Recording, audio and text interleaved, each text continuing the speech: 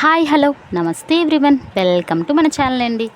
ఈరోజు మనం మన ఛానల్లో పరమశివుడు శివతాండవం చేసిన ప్రదేశాలు ఎక్కడ ఉన్నాయి, ఏ ఆలయాల్లో శివతాండవం చేశారు అనే సమాచారాన్ని చూద్దాం.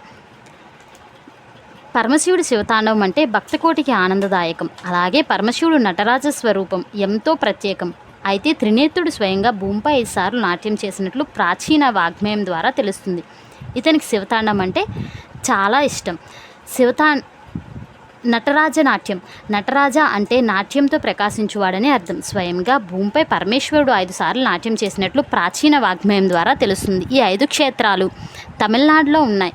పంచక్షేత్రాలు ఏంటంటే శ్రీవాద అరణ్యేశ్వర్ ఆలయం. ఇది శివుడు నాట్యం చేసిన పవిత్రమైన ఆలయాల్లో ఒకటి. ఈ ఆలయం చెన్నై సమీపంలో తిరువల్ అనే ప్రాంతంలో ఉంది. ఇక్కడ పరమేశ్వరుడు కాళీ తాండవం చేసినట్టు పురాణ గ్రంథాలు చెప్తున్నాయి.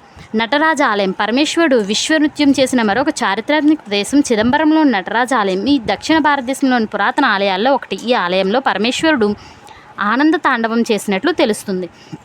మీనాక్షి అమ్మవారి టెంపుల్. మదురైలో ఉన్న మీనాక్షి అమ్మవారి ఆలయం చాలా ఫేమస్. ఈ పవిత్రమైన టెంపుల్లో త్రినేత్రుడు సంధ్యాతాండవం చేసినట్లు ప్రాచీన వాగ్మయంలో పేర్కొన్నారు. నల్ అప్పర్ ఆలయం. ఇది పరమేశ్వరుడు నాట్యమాడిన మరో పవిత్రమైన ప్రదేశం. తిరువనెల్లలో ఉన్న నల్ అప్పర్ ఆలయంలో శివుడు మునితాండవం చేసినట్లు తెలుస్తుంది. కుట్రల్నాథన్ ఆలయం. పశ్చిమ కనుమల పచ్చదనం మధ్య ఉన్న అందమైన పట్టణం కుట్రాలయంలో ఈ ఆలయం ఉంది. అత్యద్భుతమైన కట్టడాల మధ్య శంఖం ఆకారంలో నిర్మించిన కుట్రల్నాథర్ ఆలయం త్రినేత్రుడు త్రిపుర తాండవం చేసినట్టు పురాణ గ్రంథాల్లో తెలుస్తున్నాయి. చూశారు కదండి పరమశివుడు ఎక్కడెక్కడ ఏ విధంగా నాట్యం చేశారో. ఇలాంటి మంచి మంచి సమాచారాల కోసం మన ఛానల్ని ఖచ్చితంగా ఫాలో అవ్వండి. నా వీడియో కనుక నచ్చుంటే ఒక లైక్, షేర్, సబ్స్క్రైబ్ చేయడం మాత్రం మర్చిపోకండి. Thanks for watching. Bye bye everyone. Next మండేలో మరొక శివుడు ప్రత్యేకతతో వద్దాం. Bye everyone.